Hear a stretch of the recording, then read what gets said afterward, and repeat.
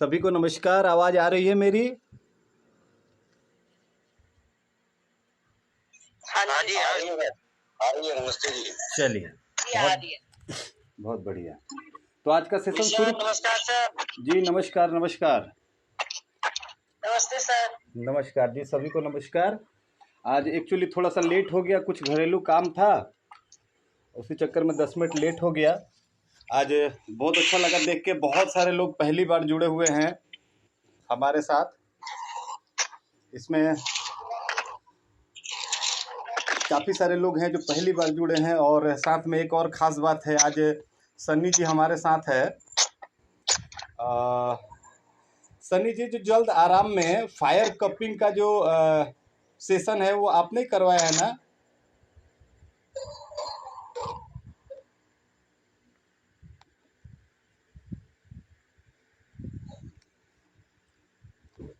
चलिए अब धीरे से अब सेशन को आगे बढ़ाते हैं। जैसे हमने अभी तक 2 न्यूरोट्रांसमीटर के बारे में बात करी, गाबा और ग्लूटामेट। अभी तीसरा जो है, जिसके बारे में आज लिंक में भी मैंने भेजा था, नाइट्रिक ऑक्साइड। ये सुनने में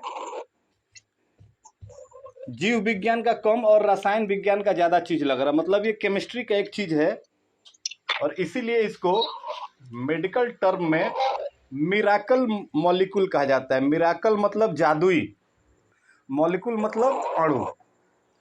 तो ये कोई हार्मोन नहीं है, एक केमिकल है जो न्यूरोट्रांसमीटर की तरह कार्य करता है, नाइट्रिक ऑक्साइड, और इतना ज़बरदस्त काम करता है जिसके कारण इसको मिराकल मॉलिक्यूल कहा जाता है, जादुई अणु।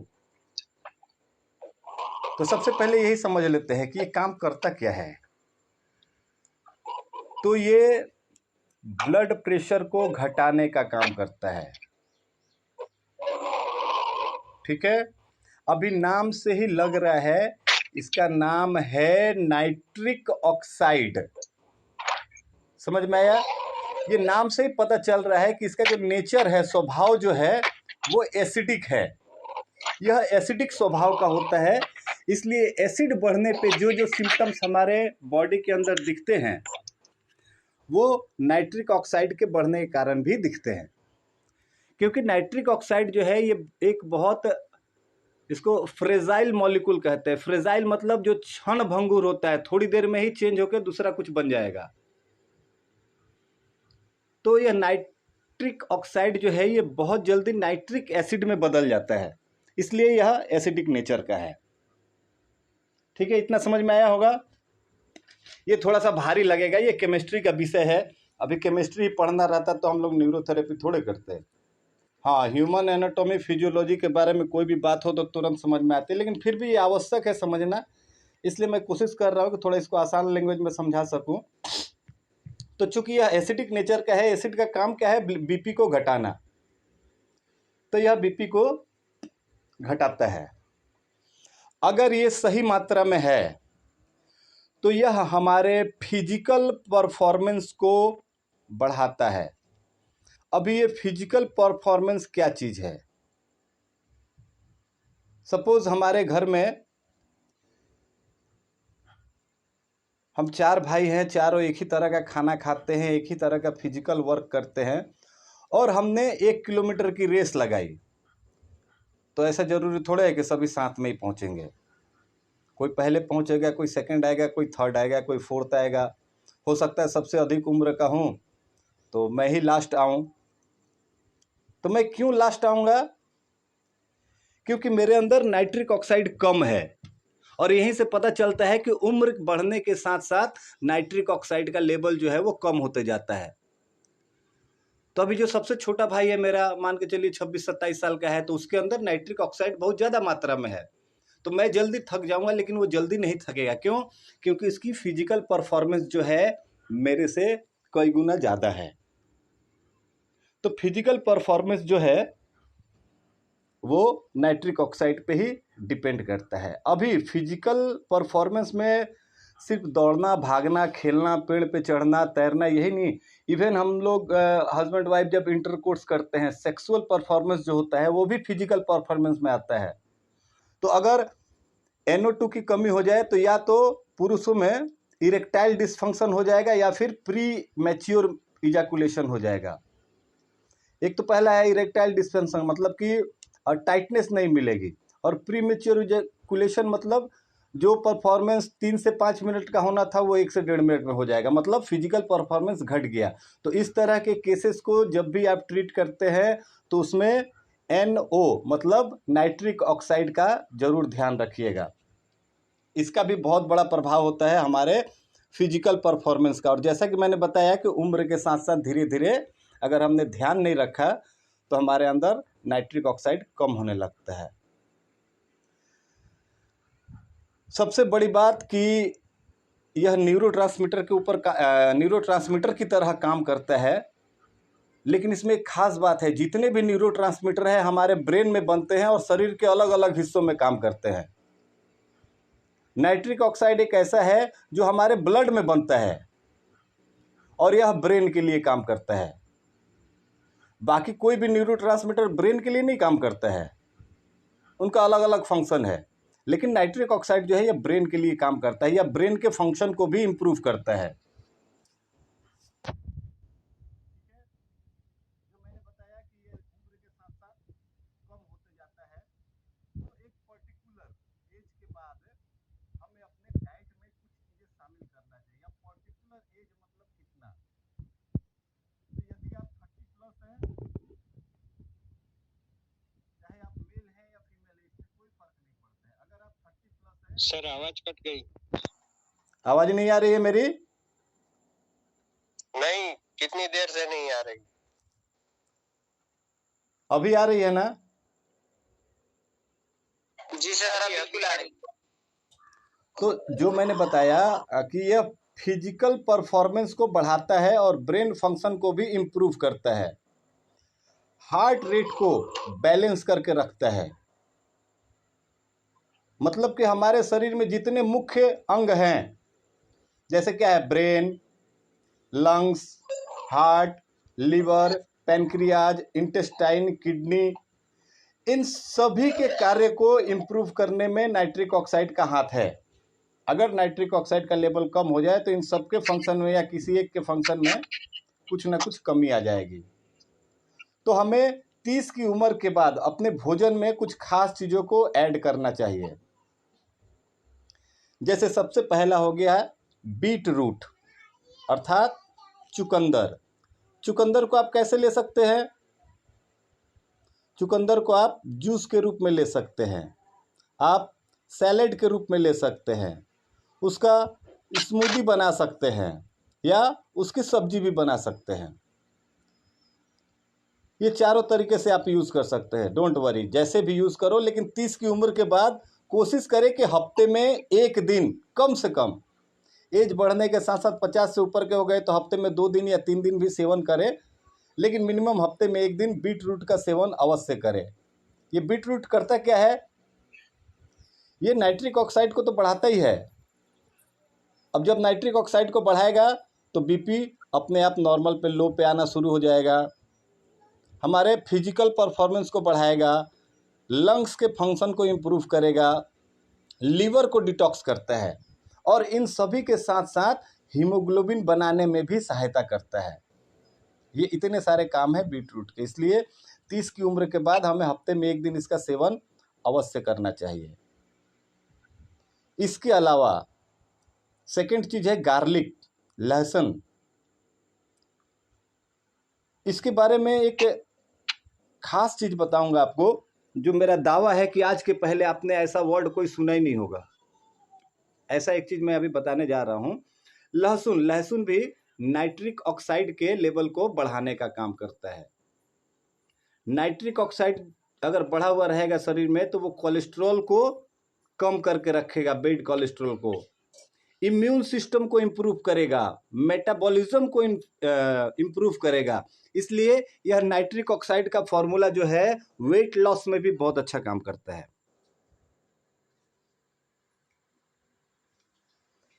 लहसुन में एक फाइबर पाया जाता है, उसका नाम है इन्यूलाइन फाइबर। ये इन्यूलाइन फाइबर, ये वर्ड आपने पहली बार सुना होगा। आपको पता होगा कि हमारे लार्ज इंटेस्टाइन में कुछ गुड बैक्टीरिया होते हैं, तो ये गुड बैक्टीरिया जीवित है। अब जो भी चीज़ जीवित है उसको भोजन तो चाहिए, और यही गुड बैक्टीरिया ब्लड के अंदर NO के लेवल को, नाइट्रिक ऑक्साइड के लेवल को बढ़ाने का काम करते हैं। लेकिन इनको जीने के लिए भोजन तो चाहिए। तो लहसुन में जो पाया जाता, अभी मैंने बताया इन्यूलाइन फाइबर, इसी फाइबर को खा के वो गुड बैक्टीरिया जीवित रहते हैं और अपना कार्य करते हैं। तो इस तरह नाइट्रिक ऑक्साइड को बनाने में लहसुन का भी बहुत बड़ा हाथ है। इसके अलावा तीसरा चीज अगर बात करें तो वो आता है अनार, पोमेग्रेनेट। पोमेग्रेनेट के अंदर बस एक ही खास बात है, वह एक एंटीऑक्सीडेंट है। अभी एंटीऑक्सीडेंट क्या चीज होता है, इसको समझने के लिए थोड़ा सा मैं इसको चेंज करता हूं। एंटीऑक्सीडेंट की जगह एंटी एक्सीडेंट याद रखिए। अब जहां भी कहीं एक्सीडेंट होता है तो क्या होगा, टूट फूट तो होगा ही। तो हमारे शरीर में भी हर पल कुछ ना कुछ टूट फूट होते रहता है और नया बनते रहता है। तो ये टूट फूट होने की जो प्रक्रिया है इसको ऑक्सीडेशन कहते हैं। जैसे हमने लोहे का कोई सामान रख दिया, 2 साल बाद देख रहे तो उसमें जंग लग गया, रस्ट लग गया, ये क्या हो गया, ऑक्सीडेशन हो गया, मतलब उस लोहे के अंदर टूट फूट हो गई। तो हमारी बॉडी में भी हमेशा ऑक्सीडेशन होते रहता है। इस ऑक्सीडेशन की क्रिया को स्लो करने का काम करता है एंटीऑक्सीडेंट। तो अनार में भरपूर मात्रा में पाया जाता है एंटीऑक्सीडेंट।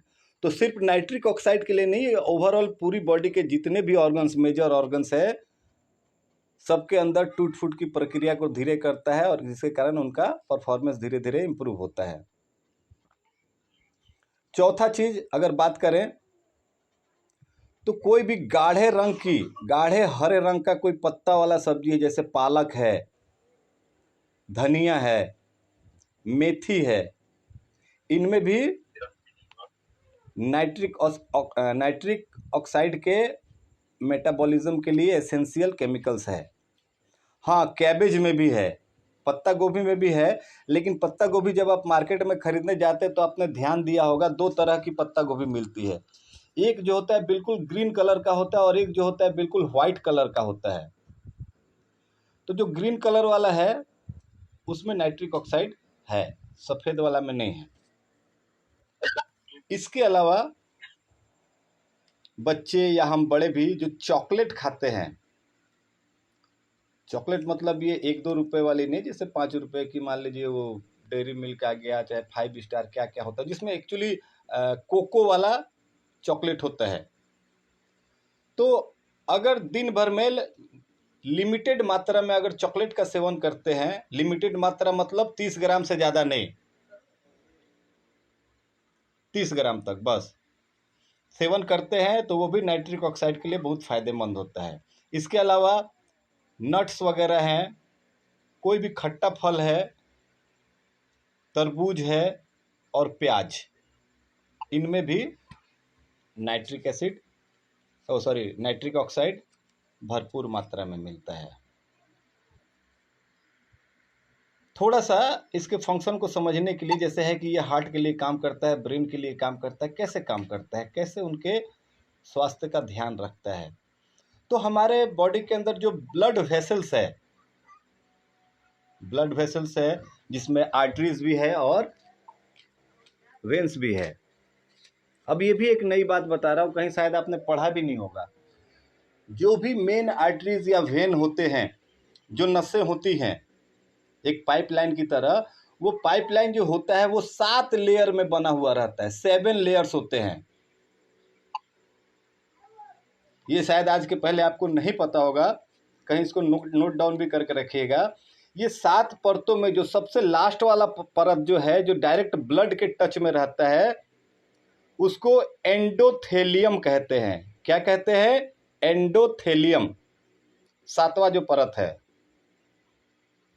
तो यही एक ऐसा बॉडी के अंदर केमिकल है नाइट्रिक ऑक्साइड, जो उस 7वें लेवल पे डायरेक्ट काम कर सकता है। बाकी सब घुमा फिरा के काम करते हैं, कोई ब्लड को पतला करने का काम करेगा, कोई गाढ़ा करने का काम करेगा। ये डायरेक्ट एंडोथेलियम को एक्टिवेट करता है, जिसके कारण जरूरत के हिसाब से वो नसों को ढीला कर सके, क्योंकि एसिडिक नेचर में है तो वो ढीला करने का काम करेगा। तो यहाँ से हमें पता चलता है कि अगर किसी को स्टेनोसिस का मतलब क्या होता है? कड़ा हो जाना, कड़क हो जाना। कोई भी बीमारी के नाम में अगर SIS है,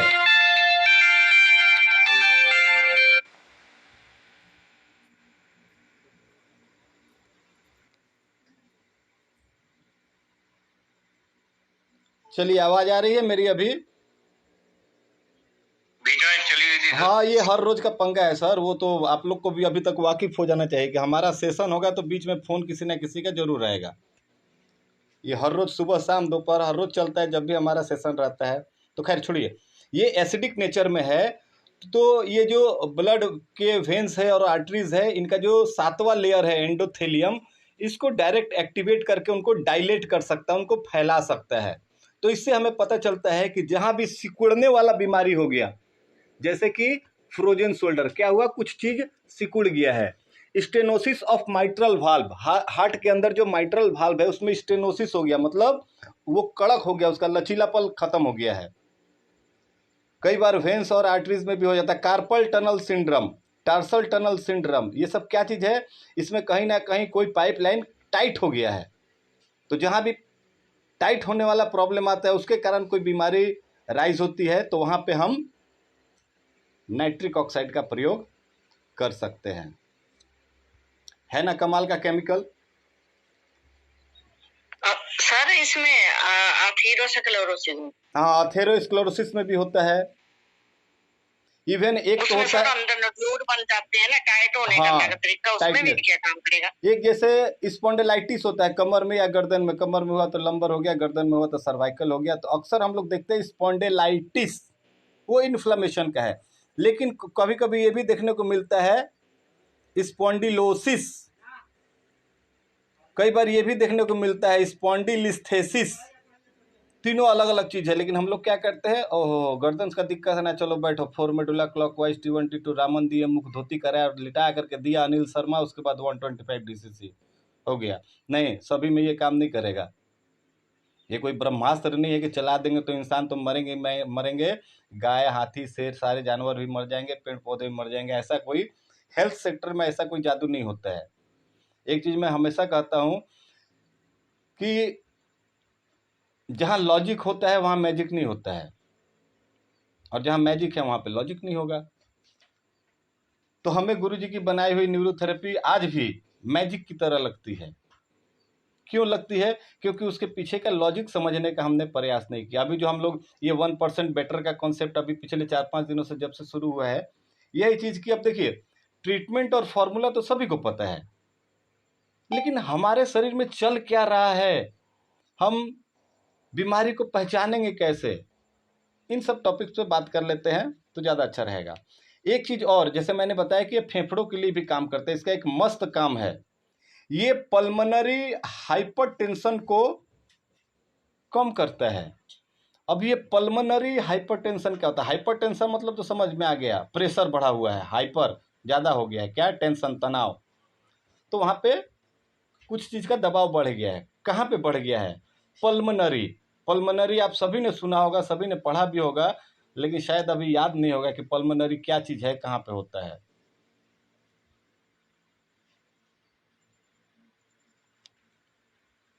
पल्मोनरी दो तरह के होते हैं, पल्मोनरी वेन और पल्मोनरी आर्टरी।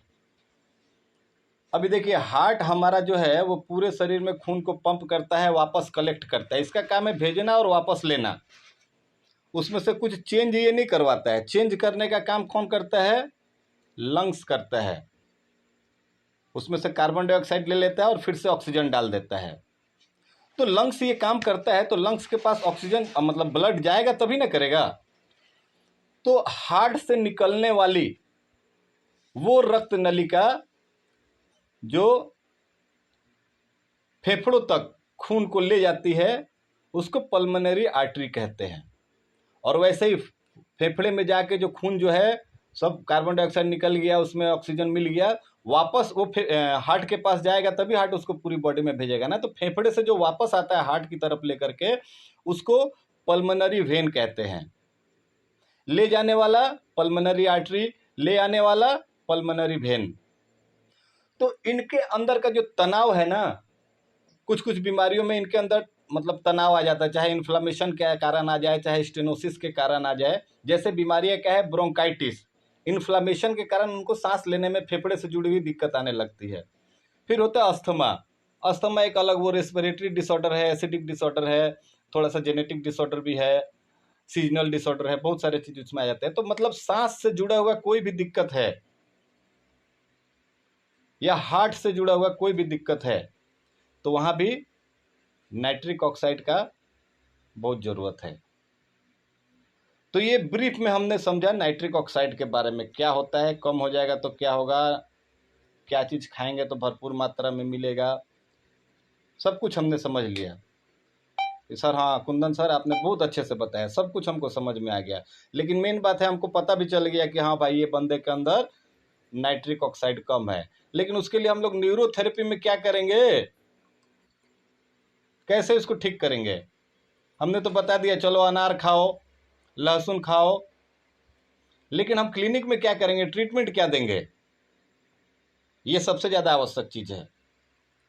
तो ट्रीटमेंट के विषय में चर्चा करने से पहले थोड़ा सा इसका केमिकल कॉम्बिनेशन समझ लेते हैं। नाइट्रिक ऑक्साइड, इसका केमिस्ट्री में अगर फॉर्मूला देखें तो NO।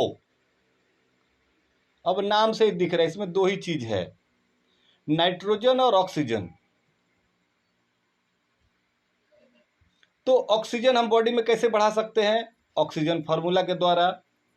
और नाइट्रोजन कैसे बढ़ा सकते हैं? नाइट्रोजन क्या चीज है?